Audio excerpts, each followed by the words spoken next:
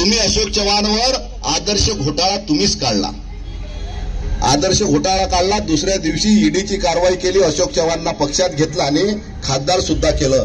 म्हणजे भारतीय जनता पार्टी ह्या राज्यातली ह्या देशातली सर्वात भ्रष्ट पार्टी आहे. आणि मोदीजीने एक इतिहास घडवला बंधूंनो. कोणता इतिहास घडवला लावला?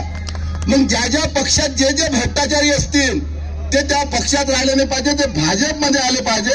म्हणजे भाजप ईश्वर रेकॉर्ड झालं पाहिजे. भाजप ईश्वर भ्रष्टाचारी पार्टी आहे. हे रेकॉर्ड हा इतिहास मोदीजीने घडवला. तुम्हा आपल्याला क्रांती घडवायची आहे. तुम्ही भ्रष्टाचारी लोक सोबत घेऊन भ्रष्टाचार करून इतिहास घडवला. शेतकरी आता क्रांती घडवतील आणि भारतीय जनता पार्टीला ह्या जिल्ह्यातून, ह्या महाराष्ट्रातून, ह्या देशातून हद्दपार केल्याशिवाय राहणार नाही. बंधूंनो, फक्त तुमचा आपला वापर करू आले. शांततेने आत्मचिंतन करा. कोणतं हिंदुत्व आहे याच्यात? अकोला जिल्ह्याचे पालकमंत्री आपले गृहमंत्री होते 17 महिने. देवेंद्रजी फडणवीस आपले गृहमंत्री पालकमंत्री होते. अकोला जिल्ह्यात जातीय दंगल झाली, गृहमंत्री दिसले नाहीत, देवेंद्रजी दिसले नाहीत. अकोल्यात अतोनात शेतकऱ्याचं नुकसान झालं, पालकमंत्री दिसले नाहीत. शिरल्यासारख्या ठिकाणी एका अल्पवयीन मुलीवर बलात्कार झाला, हत्या झाली, पालकमंत्री दिसले नाहीत. बाशी तारखेसारख्या ठिकाणी 4 अल्पवयीन मुलीवर अत्याचार झाला, पालकमंत्री दिसले नाहीत.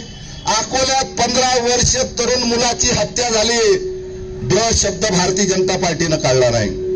एका शाळेतला शेतकऱ्याचा मुलगा, त्याला 610 मार्क, एमबीबीएसचे कोणती टेस्ट असते, नीटच्या परीक्षेला 610 मार्क भेटले. तो मुलगा एमबीबीएस लागत होता, त्याची 50 रुपयासाठी अकोल्यात हत्या झाली. जे मुलं खेड्यापाड्यातले शेतकऱ्याचे मुलं शहरात शिकायला जातात, पण भारतीय जनता पार्टीतल्या एकही आमदारानं काही या जिल्ह्यातल्या काही विषय काढला नाही, काही नाही केला. त्याच्यासाठी कोणी तरुणासाठी रस्त्यावर उतरलं असेल तर तुमची शिवसेना उतरली, आपली उद्धव साहेबांची शिवसेना उतरली. एबीपी माझा, उघडा डोळे बघा नीट.